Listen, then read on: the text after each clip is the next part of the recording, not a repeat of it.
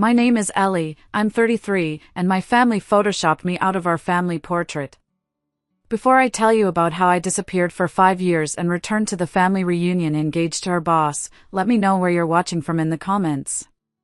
The words hit me like a physical blow, sharper than any slap.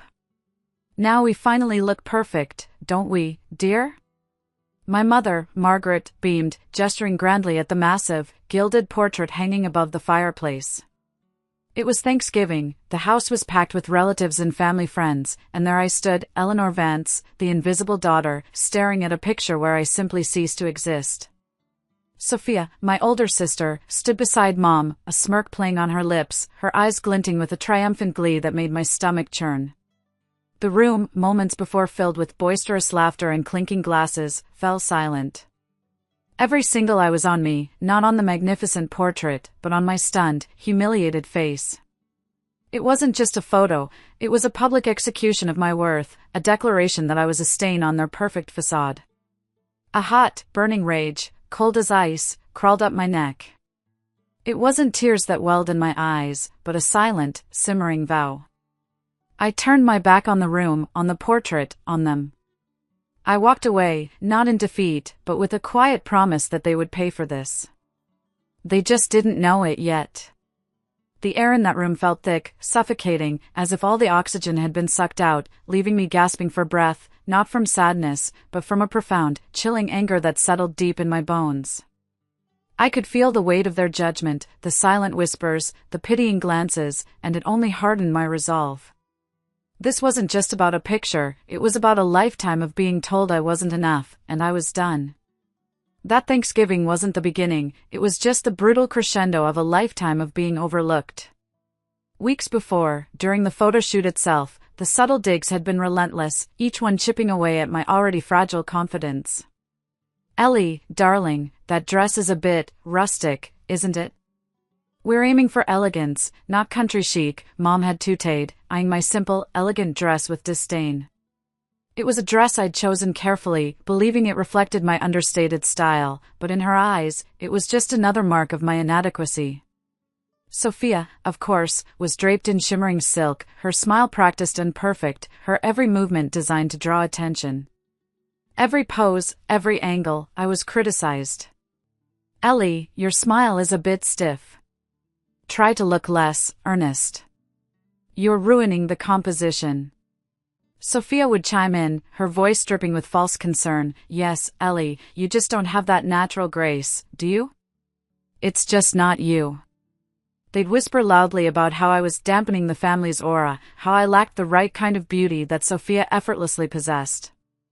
I tried to endure it, tried to force a more natural smile, tried to be what they wanted, just for a moment of acceptance. But it was never enough. My father stood by, a silent observer, nodding along with Mom's pronouncements, his eyes avoiding mine, solidifying my feeling of being abandoned and unprotected. He was always there, yet never truly present for me, always choosing the path of least resistance, which meant siding with Margaret and Sophia. Childhood was a series of echoes, each one reinforcing Sophia's golden status and my own perceived insignificance. Sophia was always the golden child, showered with praise for every tiny accomplishment, no matter how trivial. Oh, Sophia, your finger painting is simply divine. Mom would gush, while my intricate drawings, which took hours of painstaking effort, were met with a dismissive, Ellie's so serious, always buried in her books. She needs to loosen up, be more charming like her sister. It wasn't just my art.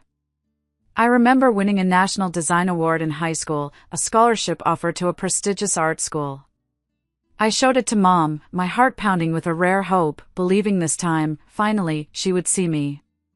She glanced at it, then at Sophia, who was practicing her cheerleading routine in the living room. That's nice, dear, she'd said, her voice flat, but Sophia's always been the real artist in the family. Her spirit, her flair, that's true art. It felt like a punch to the gut. My achievements, my passions, were always overshadowed, always deemed not enough compared to Sophia's effortless popularity and superficial charm. Even my college fund was always a point of contention, with Mom often hinting that Sophia's more social pursuits needed more financial backing. The only person who ever truly saw me was David Chin, an old colleague from a small design firm I worked at briefly after college. He was a kind, brilliant man, and he'd seen Margaret's manipulative side firsthand.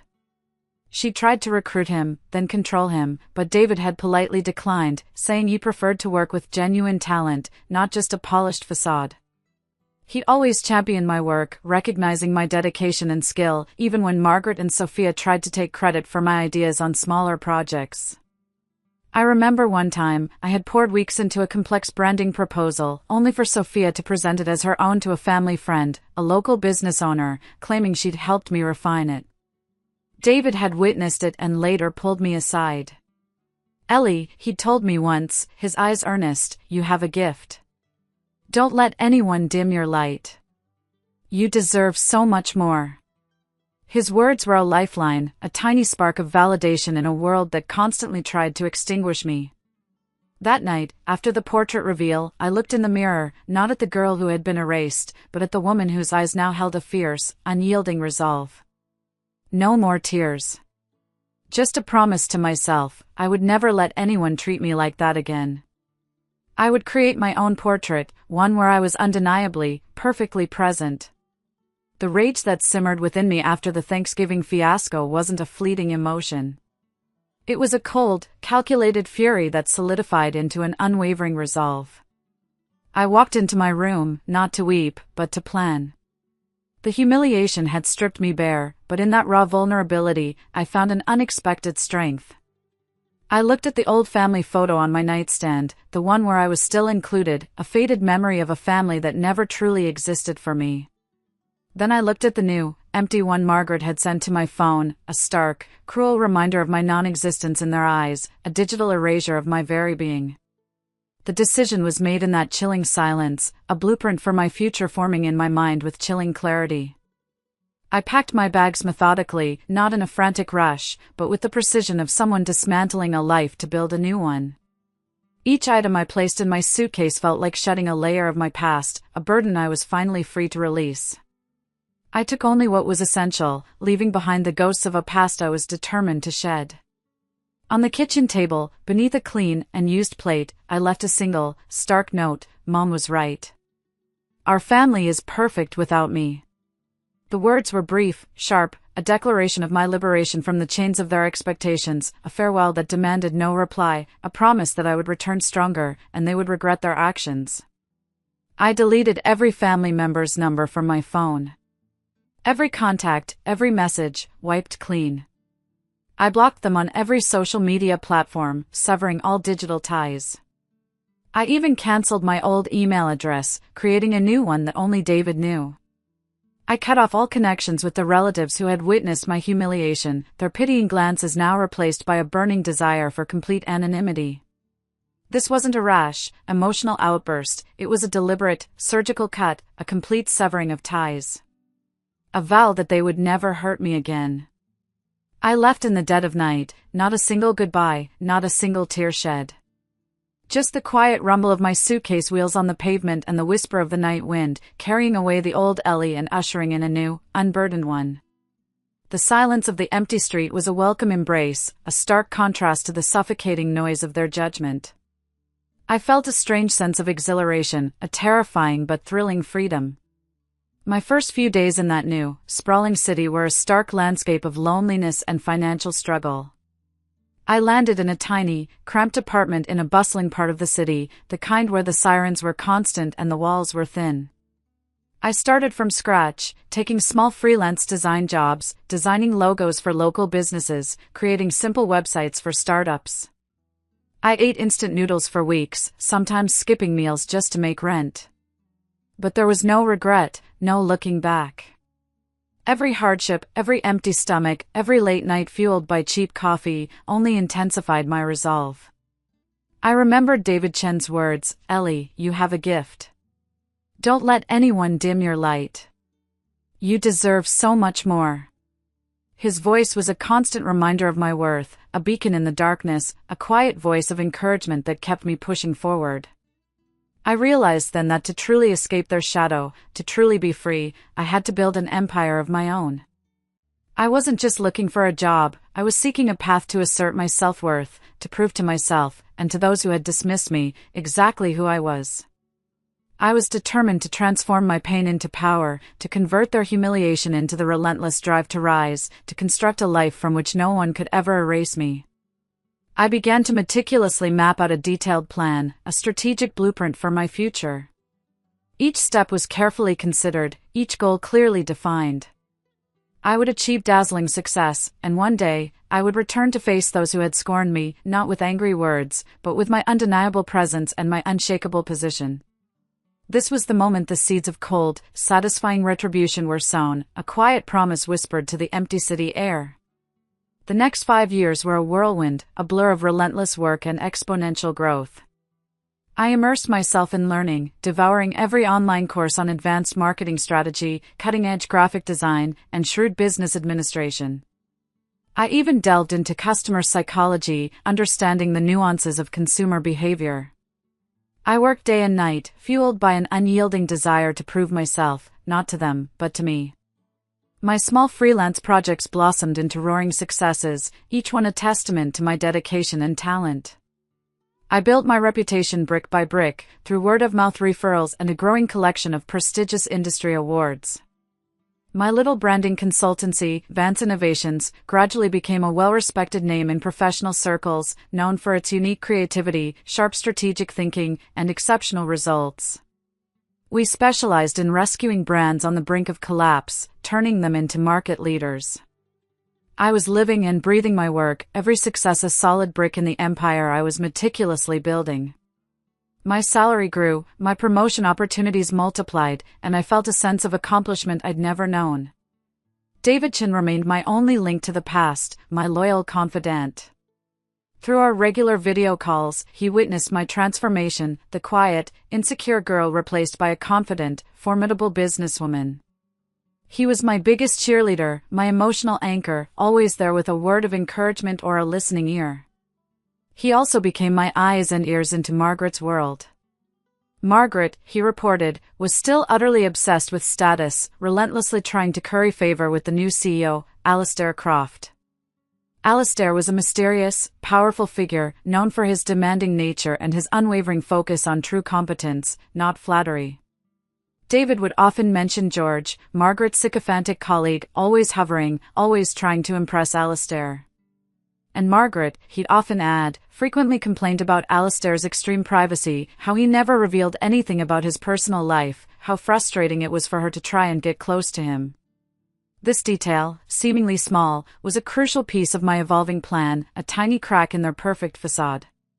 Then came the fateful meeting. One day, Vance Innovations received a massive project offer from a highly prestigious client. It was the Croft Group, the very corporation where Margaret worked. The project was a high-stakes brand repositioning campaign for one of Croft Group's struggling subsidiaries, a daunting challenge that many larger, more established agencies had already shied away from. It was a make-or-break situation for that subsidiary, and Alistair Croft, the powerful CEO, was famous for his hands-on approach to such critical projects. He was deeply impressed by Vance Innovations' portfolio and, more specifically, by my sharp strategic thinking and groundbreaking creativity during our first meeting. He saw in me a rare talent, a genuine authenticity and a quiet, unyielding resilience that he rarely encountered in the corporate world. He wasn't swayed by flashy presentations or empty promises, he saw the substance.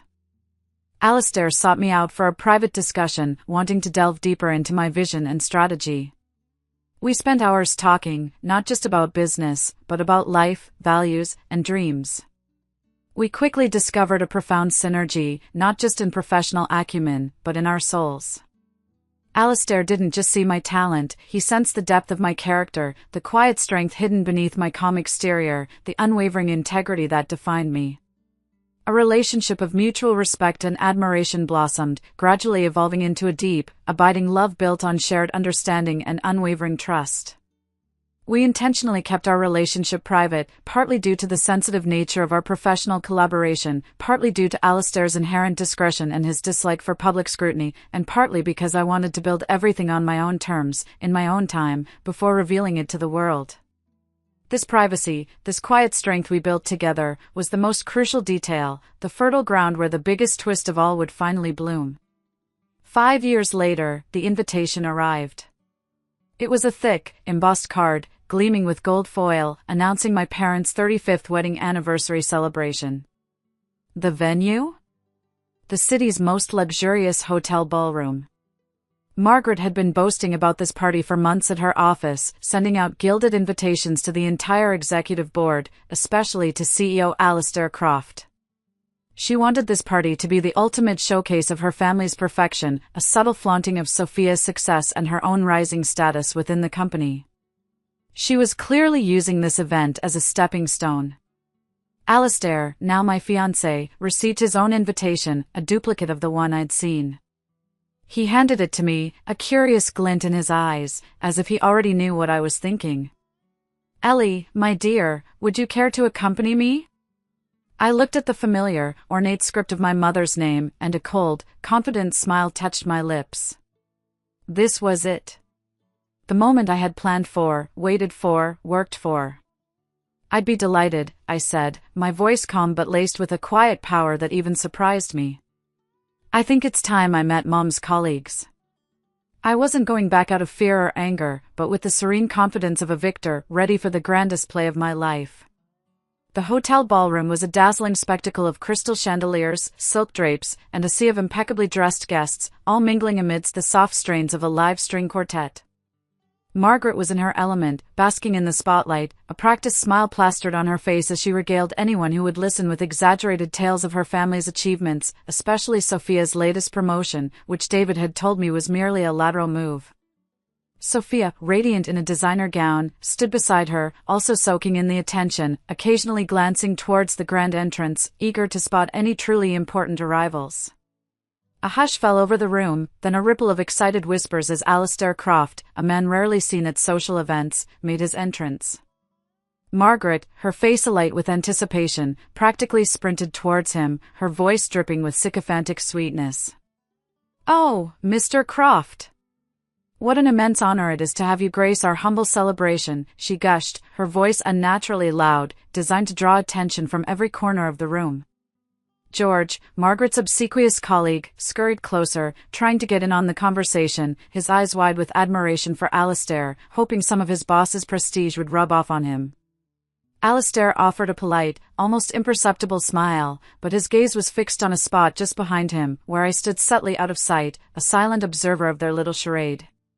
"Thank you, Margaret. The party is quite lovely. By the way, if you'll permit me, I'd like to introduce my fiancé." He turned, and with a gentle, deliberate hand, drew me forward. I stepped up from behind him, a vision in a flowing emerald silk gown that shimmered under the chandeliers, my hair styled in elegant waves, diamonds sparkling at my ears and neck. I exuded a quiet confidence, a palpable power that I hadn't possessed 5 years ago.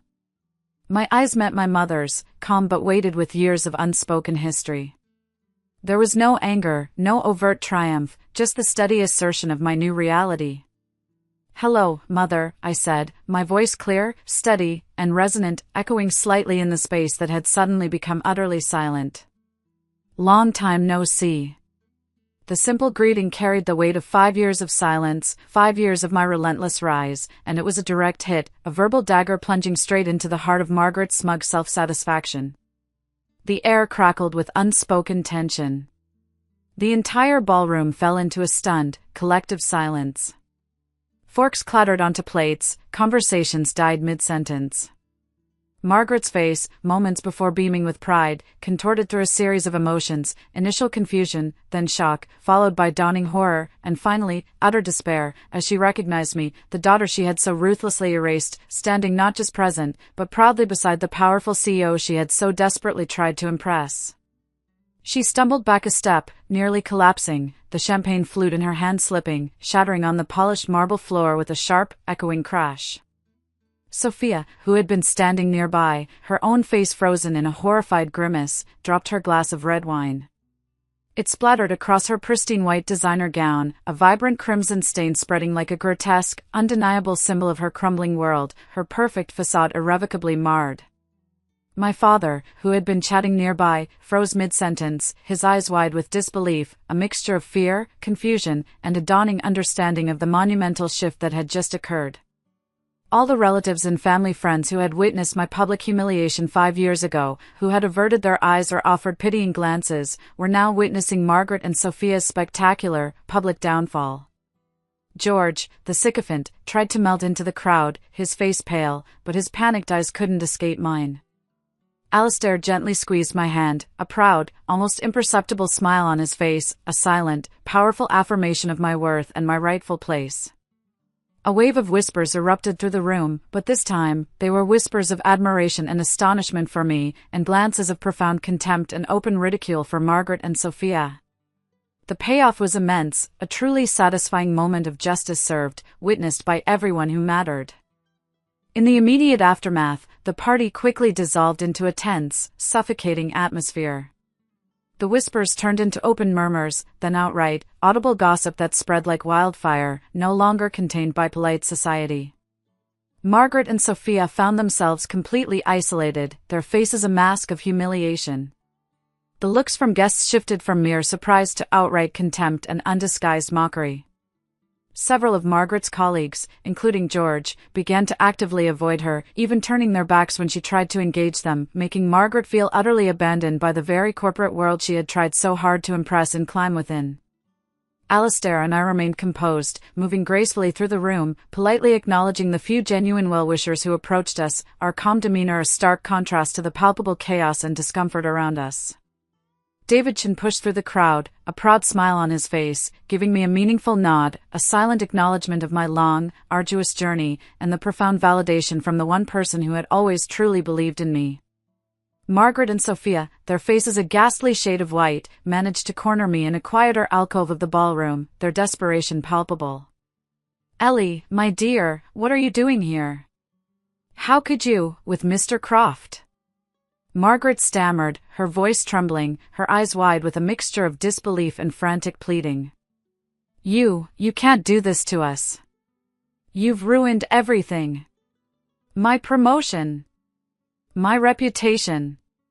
Sophia shrieked, looking at Alistair with wide, terrified eyes as if he were a ghost, then turning her furious, frightened gaze on me, her voice laced with venom.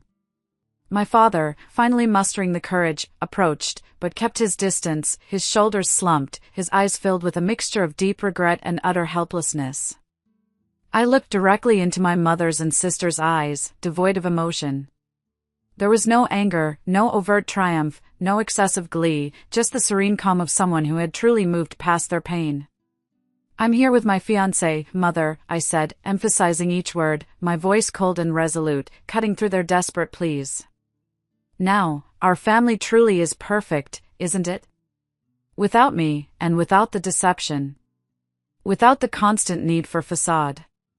My words were a chilling, precise reminder of the past, delivered without anger, just the quiet certainty of a person who had transcended their pain, leaving Margaret and Sophia utterly bebung and utterly desperate. Margaret made a final, desperate attempt to apologize, to justify her actions, blaming circumstances, blaming me for disappearing. But I cut her off, politely but with unyielding firmness. "Mother, you may have photoshopped me out of a picture, but you couldn't erase me from my life. I've built my own value, my own success, and I don't need your acceptance or your forgiveness anymore. My life is now perfect without you." I turned to Sophia, my gaze steady, "And sister, you always wanted everything. You got it all.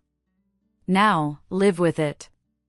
I gently took Alistair's hand, turning my back on them, leaving the two women standing there in profound, public shame, utterly speechless, their faces crumbling. My father stood watching, his eyes filled with a silent, agonizing regret, a burden he would now carry alone. This act was my final, definitive boundary. I was no longer bound by their toxic relationships, completely liberated from my past, free to forge my own future. A few months later, Ellie and Alistair exchanged vows in a private, intimate ceremony, surrounded only by those who truly mattered and genuinely loved them. There was no grand spectacle, just heartfelt promises and quiet joy. They moved into a new, cozy home, nestled on a quiet, tree-lined street, bathed in natural light and decorated with Ellie's refined, understated taste. It wasn't ostentatious, but it was filled with warmth, comfort, and a sense of belonging I had never known. The house was designed to be a sanctuary of peace and inspiration, with a small, flourishing garden where Ellie could relax, read, and find solace amidst the vibrant colors of nature. My home studio was spacious and vibrant, filled with natural light, a place where creativity flowed freely, allowing me to develop new ideas and execute ambitious projects without constraint. Vance Innovations flourished beyond imagination, expanding its reach and reputation. We secured major projects from numerous international corporations, not just the Croft Group, solidifying our position as a leader in innovative branding. I was honored as one of the year's most successful young entrepreneurs, gracing the covers of prestigious business magazines like Forbes and Fortune, and invited as a keynote speaker at major industry conferences across the country. I no longer worked to prove myself to my old family, but out of pure passion, a deep love for what I did, and a genuine desire to create real, tangible value for my clients and the wider community. I had built a formidable empire based on my talent, my unwavering integrity, and my clear, forward-thinking vision. My salary was more than I could have ever dreamed of, and the company's growth was exponential. Beyond the business, I felt a profound need to give back. I leveraged my growing influence and financial success to establish the Vance Legacy Scholarship Fund. This fund was specifically dedicated to talented graphic design students who, like me, might be facing financial hardship or had been overlooked and underestimated in their academic or family environments. I also regularly organized free workshops and mentorship programs, sharing my experiences on how to overcome adversity, how to build a strong personal brand, and how to assert one's self-worth in competitive fields. These initiatives resonated deeply, inspiring thousands of young people to pursue their dreams. David Chin, my loyal ally, became my trusted business partner, and together, we continued to grow Vance Innovations, expanding our influence and creating positive social impact, building a legacy that truly mattered. The final scene of this chapter of my life unfolds in our new home. Alistair, with a gentle smile, carefully hung a large photograph on the living room wall, right in the central, most prominent position. It wasn't a posed or photoshopped portrait, not one meticulously arranged for public consumption. It was a candid shot, captured by Alistair himself, of me laughing brightly, naturally, genuinely, brimming with energy and life as I worked in my studio, surrounded by my sketches, my design tools, and the vibrant chaos of creative ideas. Alistair wrapped his arms around me from behind, pulling me close, and whispered in my ear, his voice filled with love and profound pride, "This is the most perfect portrait. The portrait of you, Ellie, a strong, talented, and happy woman, free and loved. This is your true family portrait." I leaned into his embrace, a genuine smile gracing my lips, a smile of true freedom, of deep-seated happiness, and of an inner peace that I had painstakingly created for myself, needing no external validation or approval from any past that sought to diminish me. I stand before this new portrait now, my fingers gently tracing the radiant smile on my own face. I reflect on the journey I've taken, from a girl erased, humiliated, and deemed unworthy, to a powerful woman, deeply loved, profoundly respected, and undeniably present. I've come to understand that a person's true value isn't found in the recognition of others, especially not those who once sought to tear you down. It lies, instead, in the unwavering ability to rise from the ashes, to build your own life, to define your own worth, and to find genuine, unadulterated happiness on your own terms. The pain that once felt like an unbreakable chain, binding me to a past of neglect and scorn, has now transformed into the very foundation of my strength and my boundless freedom. I didn't just seek revenge, I transcended it. I found peace, purpose, and a life lived fully and authentically, on my own terms. There was no need for a lawyer or a bitter divorce, I simply walked away and built something new. The story ends with me, Ellie, holding Alistair's hand, stepping out onto our balcony. We look towards the horizon, where the morning sun is rising in a blaze of gold and crimson, promising a bright new day. A gentle breeze rustles my hair, carrying with it the sweet scent of freedom and the boundless hope of a future I control. It's a new beginning, not just for a new day, but for an entirely new life. A life where I am the architect, the creator, the undeniable center of my own perfect portrait, needing no edits, no approvals, no validation from anyone else. I have found my true family, not by blood, but by choice, a family where I am loved, cherished, and respected for exactly who I am. And most importantly, I have found myself. Thank you for watching my story. I hope it resonated with some of you out there. Let me know in the comments below if you've ever had to find your own way after being let down by those closest to you. Don't forget to like this video and subscribe for more stories like mine.